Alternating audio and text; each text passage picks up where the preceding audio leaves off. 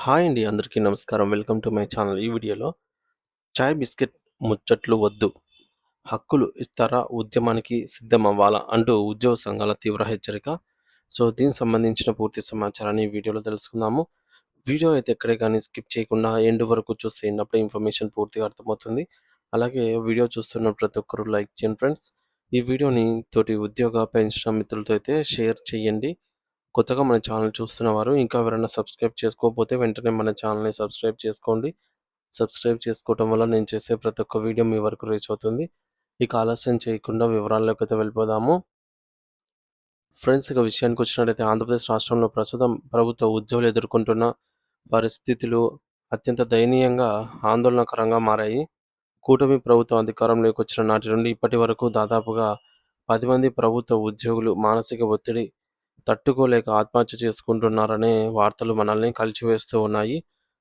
అంతేకాకుండా మరొక 5గురు ఉద్యోగులు ఆత్మహత్యా యత్నం చేయడం చూస్తూ ఉంటే పరిస్థితి ఎంత తీవ్రంగా ఉందో అర్థమవుతోంది. నిజానికి ఇది అనేది దేనికి పరిష్కారం కాదు. దాన్ని ఎవరు గూడా సమర్థించరనమాట. దీన్నెవరు గూడా సమర్థించరు.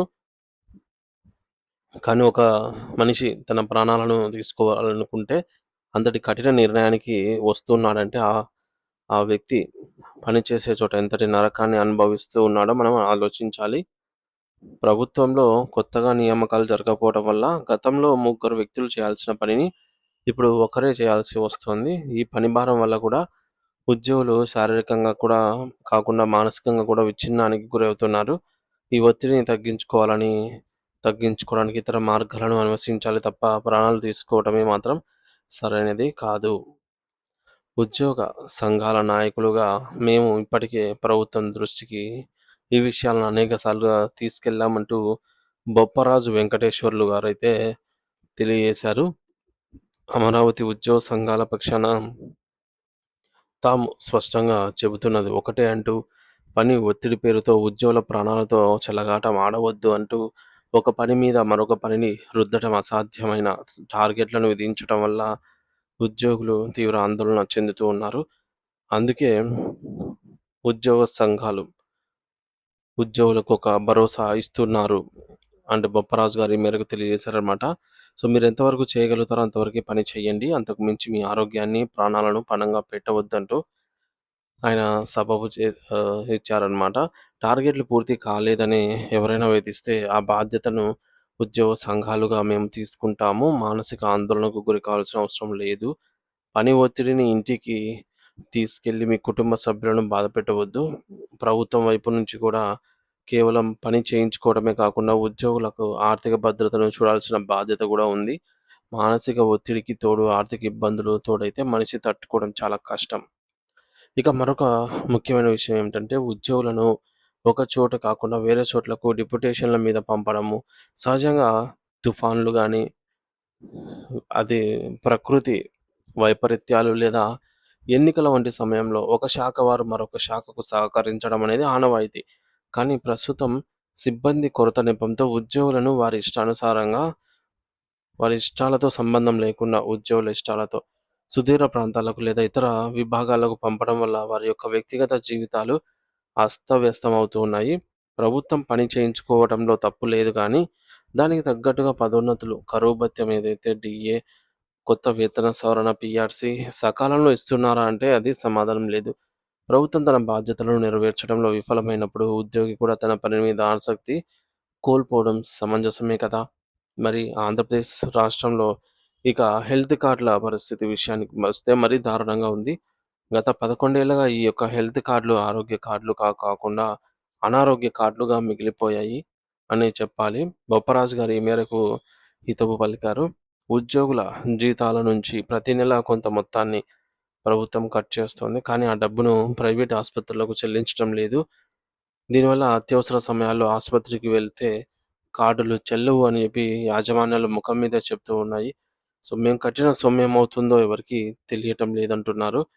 పొరుగు రాష్ట్రమైన తెలంగాణలో వెల్‌నెస్ సెంటర్స్ ఏర్పాటు చేసి ఉద్యోగులకు అద్భుతమైన వైద్య సదుపాయాలు అందిస్తూ ఉంటే, మన రాష్ట్రంలో మాత్రం వైద్యం అందక ఉద్యోగులు అల్లాడిపోతూ ఉన్నారు. ముఖ్యమంత్రి గారు ఏడాది క్రితమే 90 రోజుల్లో హెల్త్ కార్డుల సమస్యను పరిష్కరిస్తామని చెప్పారు. కానీ ఏడాది గడిచినా ఒక్క అడుగు కూడా ముందుకైతే పడని నేపథ్యం ఇది. ఇకపోతే ఏపీలో రిటైర్మెంట్ బెనిఫిట్స్ గురించి మాట్లాడితే కళ్ళకు నీళ్ళు వస్తాయి. ఒక ఉద్యోగి 35-40 సంవత్సరాల పాటు తన జీవితాన్ని ప్రభుత్వ సేవకు అంకితం చేస్తాడు. గౌరవప్రదంగా రిటైర్ అయ్యే రోజున ఆ ఉద్యోగికి రావాల్సినటువంటి గ్రాట్యుటీ, సరెండర్ లీవ్ డబ్బులు, ఇతర బెనిఫిట్స్ ఏవి అందటం లేదు. రిటైర్ అయిన రోజున దండం దండ వేసి సన్మానం చేసి పంపాల్సిన ప్రభుత్వం వారిని చేతుల్లో చిల్లి లేకుండా రోడ్డు మీదకు పంపుతోంది. దాదాపు 7,000 కోట్ల సరెండర్ లీవ్ బకాయిలు పెండింగ్‌లో అయితే ఉండిపోయాయి. ఆ డబ్బులు రాక పిల్లల చదువులకు, పెళ్ళిళ్ళకు ఇబ్బంది పడుతూ రిటైర్డ్ ఉద్యోగులు అడుక్కునే పరిస్థితికి చేరుకుంటున్నారు. ఇది ప్రభుత్వానికి సిగ్గుచేటు కాదా అంటూ బొప్పరాజు గారు తెలియజేశారు. మరోవైపు రాజకీయ నాయకులకు ఉన్న సౌకర్యాలు ఉద్యోగులకు ఎందుకు లేవు అనే ప్రశ్నే తలెత్తుతోంది. ఈ మేరకు ఒక ఎమ్మెల్యే ఒక్కరోజు అసెంబ్లీకి వెళ్ళినా సరే అతని జీవితకాలం పెన్షన్ వస్తుంది. 2, 3 సార్లు గెలిస్తే 2, 3 పెన్షన్‌లు తీసుకుంటూ ఉన్నారు. వారికి విమాన ప్రయాణాల్లో, రైలు ప్రయాణాలలో రాయితీలు, అసెంబ్లీ క్యాంటీన్‌లో రూపాయికే భోజనం వంటి సకల సౌకర్యాలు ప్రజల సొమ్ముతో అందుతూ ఉన్నాయి. కానీ రాత్రింబవళ్లు కష్టపడే ఉద్యోగికి మాత్రం పాత పెన్షన్ విధానం ఓపీఎస్ ఇవ్వడానికి కూడా మనసు రావటం లేదు.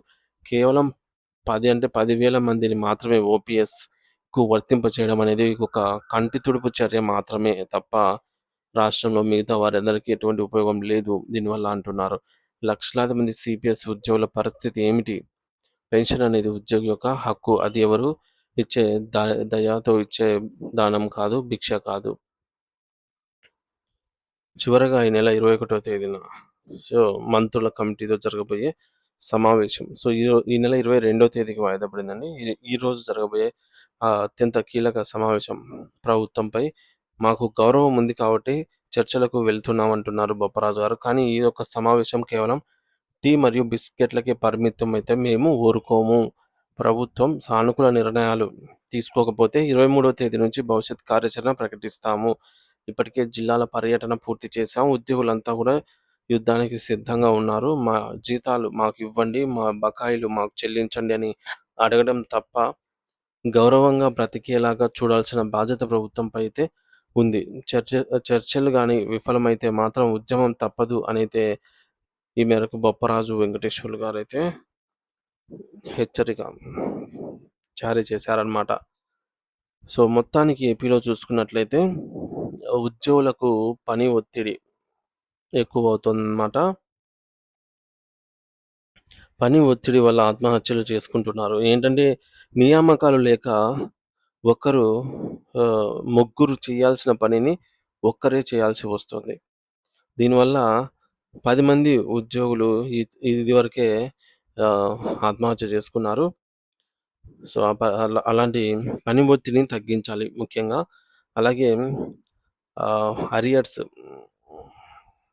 అరియర్స్ పెండింగ్ బకాయిలు సుమారుగా ప్రభుత్వము 7 కోట్ల రూపాయల సరెండర్ లీవ్ 7 ఏళ్ల తరబడి పెండింగ్‌లో ఉన్న డీఏ బకాయిలు, ఇతర పీఆర్సీ బకాయిలైతేనేమి వాటన్నిటిని చెల్లించాలి. తర్వాత ఉద్యోగ విరమణ చేసినటువంటి రోజునే రిటైర్మెంట్ బెనిఫిట్స్ రిటైర్డ్ అయ్యే వాళ్ళకి అదే రోజునే గ్రాట్యుటీ, పెన్షను, ఇతర బెనిఫిట్స్ అన్నీ కూడా సీవీపీ ఇవన్నీ ఉద్యోగులకు ఇబ్బందులు లేకుండా అందించాలి. అలాగే పెన్షన్ విధానం ఓపీఎస్‌ని ఇంప్లిమెంట్ చేయాలి. అలాగే డిప్యుటేషన్స్ ఇతర శాఖలకు బలవంతంగా పంపడం వల్ల ఉద్యోగి వ్యక్తిగత జీవితం అనేది దెబ్బతింటుంది. కాబట్టి ఈ డిప్యుటేషన్స్ గురించి కూడా ప్రభుత్వం ఆలోచించాలి. మొత్తానికి ఆంధ్రప్రదేశ్ రాష్ట్ర ప్రభుత్వ ఉద్యోగులు ప్రస్తుతం తీవ్రమైన పని ఒత్తిడి మరియు ఆర్థిక ఇబ్బందుల్లో ఉన్నారు. జీతాలు, బకాయిలు అందకపోవడం వల్ల హెల్త్ కార్డులు పనిచేయకపోవడం మరియు పాత పెన్షన్ విధానం అమలు కాకపోవడం వంటి సమస్యలు వారిని కృంగదీస్తున్నాయి. ఈ సమస్యలపై మంత్రుల కమిటీతో జరిగే చర్చల్లో స్పష్టమైన హామీలు రాకపోతే రాష్ట్ర వ్యాప్తంగా భారీ ఉద్యమానికి ఈ మేరకు సిద్ధమవుతున్నట్టుగా ఉద్యోగ సంఘాలు హెచ్చరిస్తున్నాయి. ప్రభుత్వం వెంటనే స్పందించి ఉద్యోగుల ప్రాణాలను, వారి యొక్క ఆర్థిక అవసరాలను కాపాడాల్సిన అవసరం ఎంతైనా ఉంది. సో, దీనిపై మీ అభిప్రాయం ఏమిటనేది కామెంట్ సెక్షన్‌లో కామెంట్ ద్వారా తెలియజేయండి. అలాగే ఈరోజు జరగబోయే గ్రూప్ ఆఫ్ మినిస్టర్స్ సమావేశంలో ఉద్యోగులకు సంబంధించి ఎటువంటి నిర్ణయాలు తీసుకుంటారనేది మనకు సమావేశం తర్వాత పూర్తి వివరాలతో వీడియో రూపంలో అయితే మీకు అందిస్తాను. Thank you for watching this video.